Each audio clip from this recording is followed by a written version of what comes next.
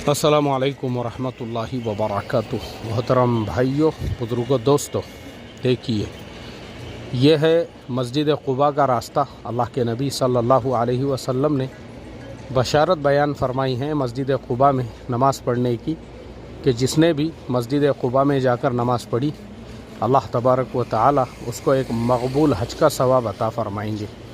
ये रास्ता जो है इतना खूबसूरत और बेहतरीन बनाया है सऊदी अथॉरिटी ने कि ये पूरा का पूरा रास्ता जो आपको नज़र आ रहा है, देखिए बेहतरीन यानी इंग्लिश और यूरोपियन स्टाइल में इसमें ऐसी बत्तियां लगी हुई हैं और ये पूरा रास्ता जो है मस्जिद क़ुबा की तरफ जाता है। माशाअल्लाह माशाअल्लाह। मोहतरम दोस्तों, देखिए ये क़ुबा वाला जो रास्ता है इसकी ख़ुसूसियत ये है, मैं आपको कुछ चीज़ें बताता हूँ।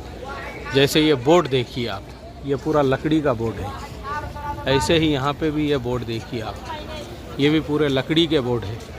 और दूसरी ख़ास बात यह है इन लकड़ी के बोर्डों की कि ये जो बोर्ड बने हुए हैं इन पे लिखा हुआ जो है सेम टू सेम जो है एक ही इसके अंदर लिखा हुआ है।